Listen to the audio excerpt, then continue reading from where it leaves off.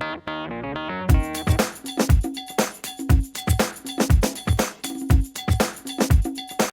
thank you so much for coming and joining us in Shining Light. Thank you for having me. Thank you.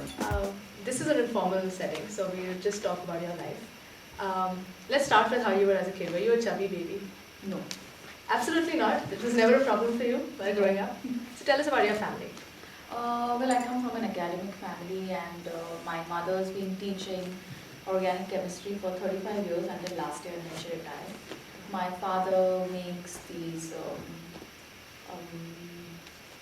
he makes, what is it called? Planetary mixer. Yeah, he makes planetary mixers. My God. Yeah, and my sister finished her MBA from IIM Ahmedabad, and then she runs her own school in Surat.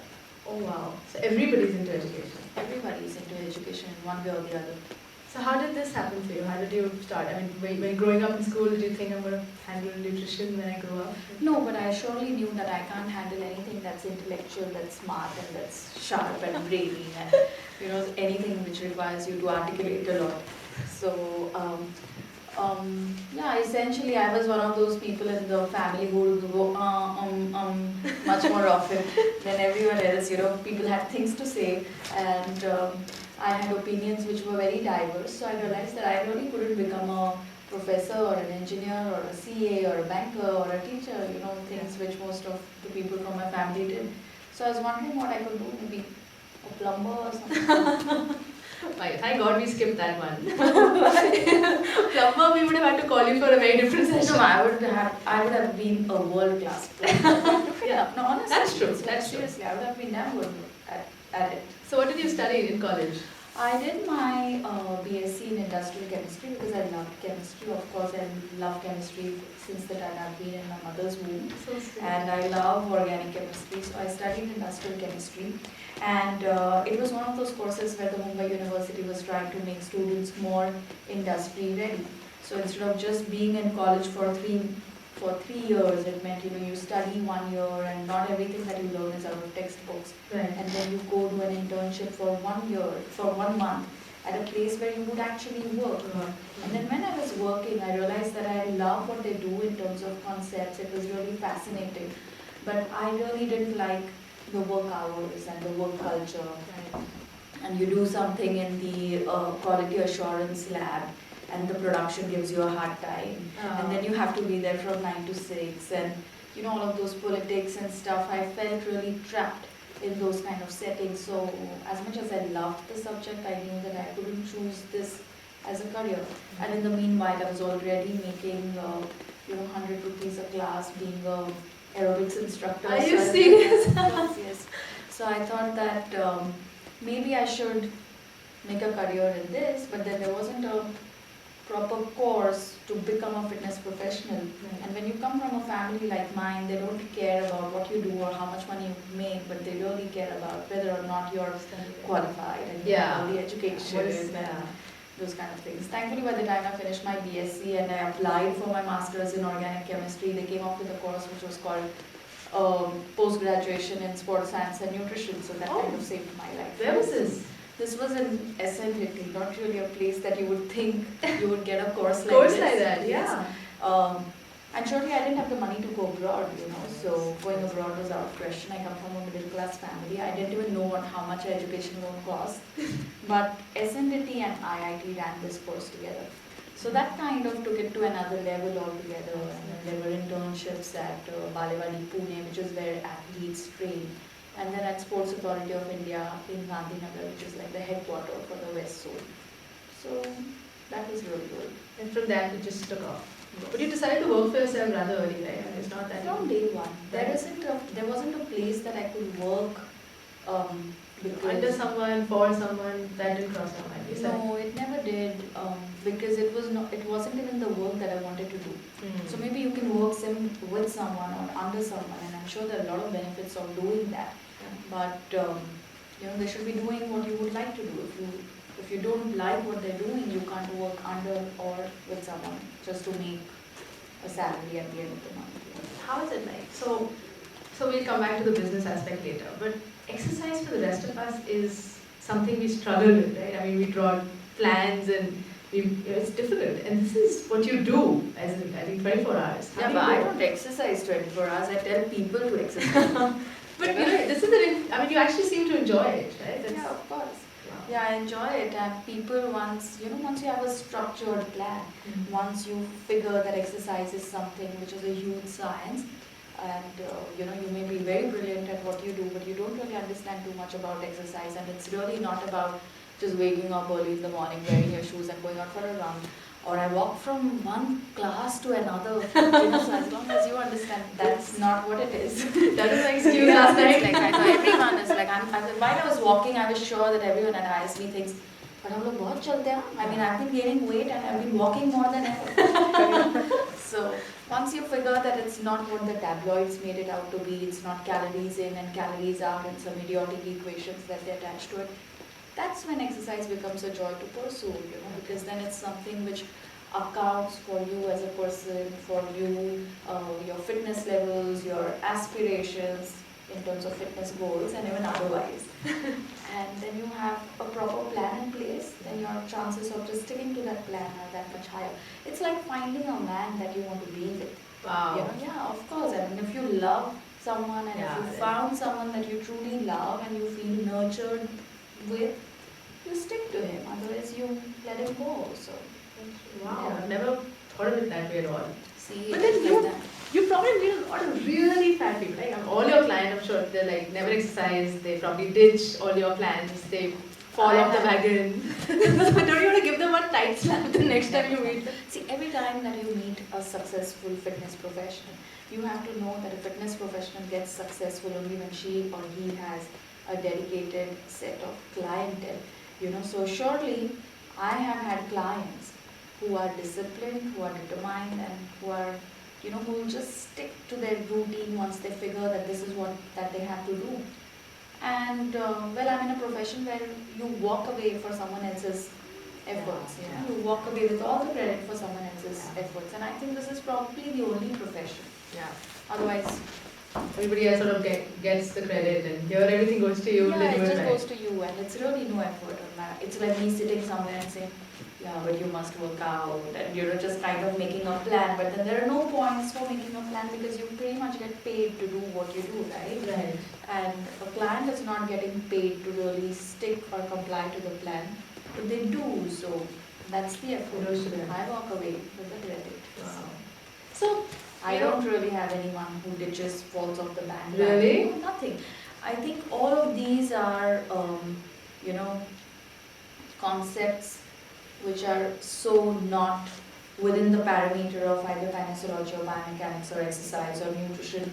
These are just things that newspapers and the media devised because every newspaper has a health page that they have to fill every single day. Yeah. So they come up with things like, what do you do when you are stagnated? What do you do when you plateau?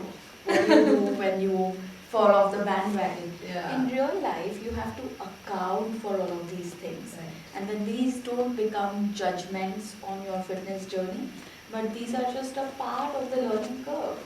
Things you've already accounted for, things you've planned for. Things you've planned for. So you're going to plan that when there's a wedding in my family, I'm not going to be working out, I'm going to be eating more than usual, I'm going to be staying up all night. So what am I going to do? You equip yourself for it. Wow. Versus really just letting, Things happen and then things saying, happen "Oh, and I walk back. I wanted to wear this blouse, I can't get into it. Yeah. But you have a lot of really famous clients, right? So Yeah. how did that start for you? I mean, you're not someone who seems connected. I'm not. Your family is not. Yeah, really. I'm not connected, but my very first client was Lali Dhawan, who's David Dhawan's wife. Right. And this is a profession which is word of mouth, Absolutely. right? So if it worked for her, then she's bound to talk about it to her friends and to her family. And since that happened to be a filmy crowd, Yeah. my first client onwards, everyone that I worked with was someone who came from the movies, one way or the other. In fact, until 2003 or 2004, I hadn't worked with anyone who had no connection with the film industry. My God. Yeah. Wow. It's only later that I guess that there was Vajpayee government in place, people made more salaries than ever. And there was this whole thing of, the high-flying executive, someone who was really globe-trotting, like Yeah. a movie star or like a industrialist, you know. I Right. had the money to spend and then realized that, okay, I would really like to sport flatter abs. There were more and more students going abroad and, you know, Yeah. this big running culture and big biking culture, and then everyone wanted to be a part of that. I mean, there was a set of people who wanted to be a part of that, and that's when I first worked with someone who was not from the film industry. So what is boring about your job? Does it ever get boring, repetitive? Never. It's always on the move, it's always fast. I love what I do, so Yeah. it may be boring to someone else, but I like it. So tell us about you. What do you do when you have to, get off and just calm down, take a break? I mean, I know you go somewhere for a course every year and you tend to take a trip. You took a trip this April, which you do every year. Yeah, that's the Darjeeling Wellness Retreat. So that's a new initiative that we began, that GP and I began last year. So we go to Darjeeling and then we have exercise sessions starting from 6 in the morning to 4 o'clock in the afternoon. Oh my god, and that is your break? Yeah. I'm getting very confused. Yeah. That's my break because I take clients onto it and you know, I love talking. I could talk to the camera if you were not there. Oh yeah, I'm gonna excuse myself. So, and what else? I mean, do you read? Do you like watching movies? I don't read, you know, I'm not a reader. I told you, I'm not your intellectual, brilliant, sharp person. I have never read, I don't think I've read more than 2, maximum 3 books in my life. Seriously, the only books that I read were, you know, nutrition and yoga and exercise physiology, those kind of books, which are not really books because that's, you know, that's your study, and then those I read almost every day. Okay. But I would never really pick a book off the shelf and, okay, India at midnight or... And then you write books. You don't read books, but you've written 2 which are bestsellers. So, I mean, when you started writing, did you black out saying, what am I supposed to do? No, I wrote like the way I talk. Yeah, that's true. I've read both. Yeah. And that, yeah, it's actually comes across as. In fact, I'm someone who's dead against self-help books, and I don't know. Somebody recommended the book, honestly. And I think it's a quick read. I mean, I think you just, when you start talking, it's just, it doesn't feel like do this in the morning and then do this. It's just conversation. Yeah. Which is why I think. So I wrote down my conversations, and then it's become a writing style. Yeah. People call it the writing style. Yeah. I wrote a book on, you know, on what I thought people should know just to start eating right, and then it got into the category of self-help books. Right. You know, and then I was in Calcutta last year for a talk, and then the owner of Crossword came up to me and he said, "Thank you so much, ma'am. आपने एक नया category चालू किया है books में." So I said, "कौन सा category?" So he said, "Health category." Oh. And now there are, you know, if you look at it now, there are just so many books. health Yeah. books. Yeah. And everyone, because when I wrote about real life examples or, you know, I wrote that because that's the only thing that I know. I knew people, so I wrote about them. And I wrote about their personal journey. Exactly. And if I had Karina write the forward, because, you know, she strongly believes in what eating you right. did for her, yeah.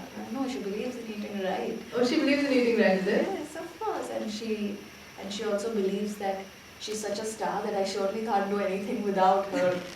Yeah. Yeah. So that's how she wrote. But now it's a formula. You write a health book. I really think if you have nothing to do, then you should write a health book and follow the formula. Start with a real life example, and then write whatever blah blah blah. Get a, you know, someone to sign it off and get a seller to endorse it and do a book launch. Now it's become it's become the formula. Yeah, but it wasn't it wasn't a formula when you started, right? When I wrote. But did you get, so you're very different. I mean, we've obviously heard of other nutritionists, we've heard of other people who talk about health, and, you know, it's a category, and it existed when you started. But you step away because you told people that, okay, this which you heard is a myth and it's bullshit and don't believe in it, do this. So did you get a lot of backlash from, you know, other nutritionists who exist and who were following the old advice? I guess my readers have been so kind and so generous, and that's the thing that happens, you know, that once a book meets this kind of a success, it's difficult to even lash out at someone. So maybe they do, maybe they secretly do, but... No, but the readers love you. But what about the other guys, right? The other people who are giving the wrong advice. You make them look really stupid. It's okay, but in spite of that, see, everyone has as work. It's not Yeah. that, after I wrote this book, Everybody just came to you and people did it. just kind of stopped using crash dieting and stuff.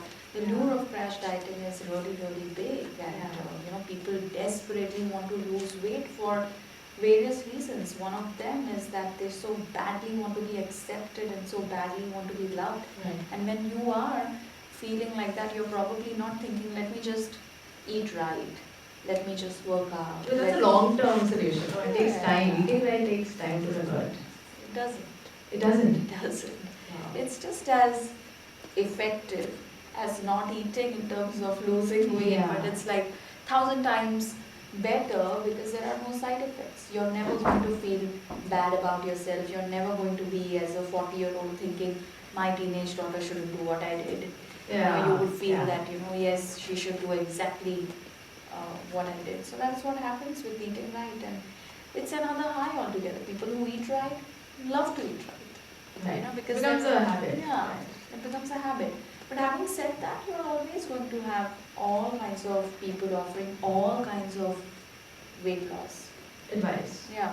In fact, after Don't Lose Your Mind, Lose Your Weight, no one thought it's going to become a success. The only people who strongly felt that, we should try and get the word out was me and The people who Karina. Yeah. Right. So Karina was there for the book launch for like good 3 hours. So sweet. Hardly anyone from the publishing industry. There was just the Oh. first print run was just about 5,000, and they told me they're doing me a huge favor by getting these 5,000 books out because it's 5,000, and the bestseller then in India was if you sold 8,000 copies, you were a bestseller. Okay. And Jampa Lady had sold, I think, some 40,000 copies. So she was like Right up up there. there. Yeah. Mm.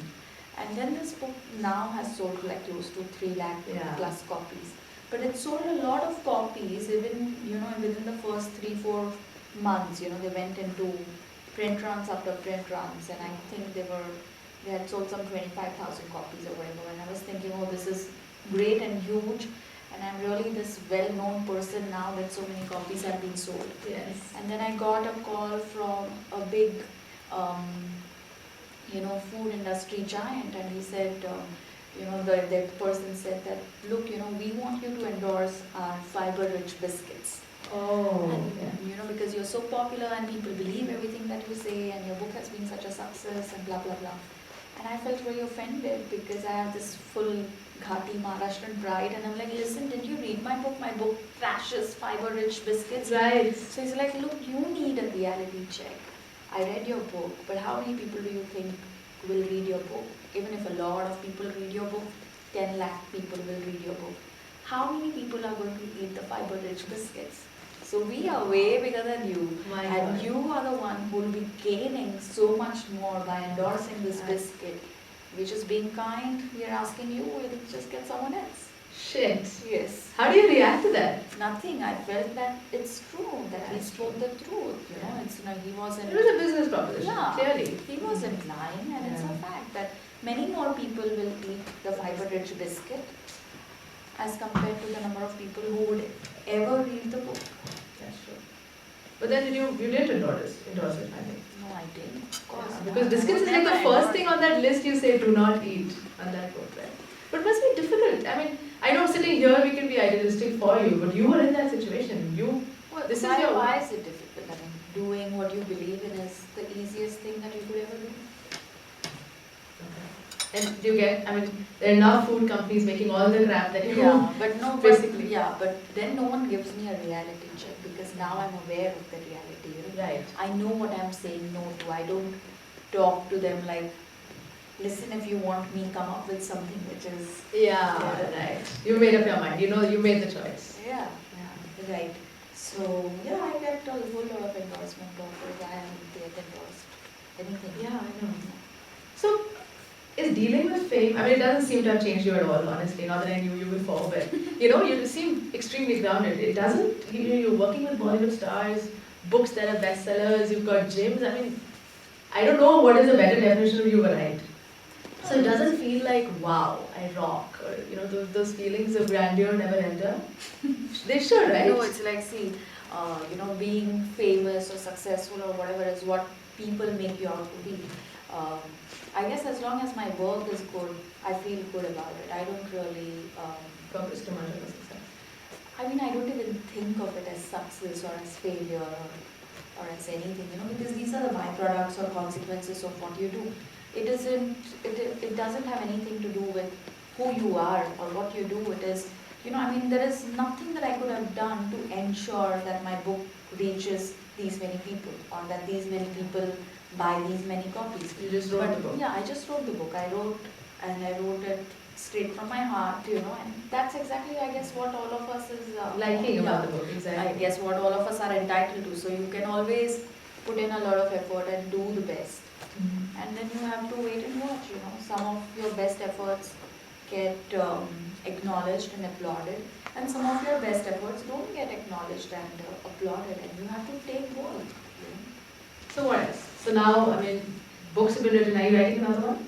Yes, I'm writing a third one on exercise, and I'm also working on a DVD now, so that's a new one. Okay, fabulous. But so other than that, do you want to travel next, or? Yeah, I keep traveling. So I'll go now.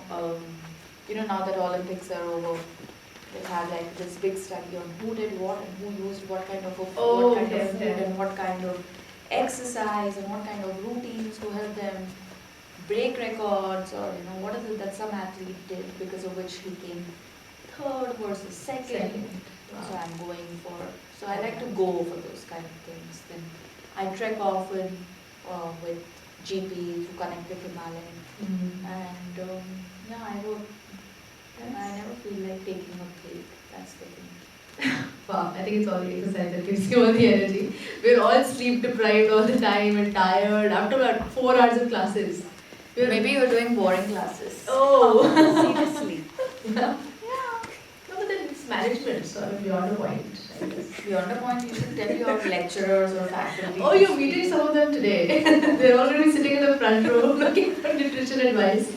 Yeah. Thank you so much. Thanks a lot. Thank Thanks you. for having me.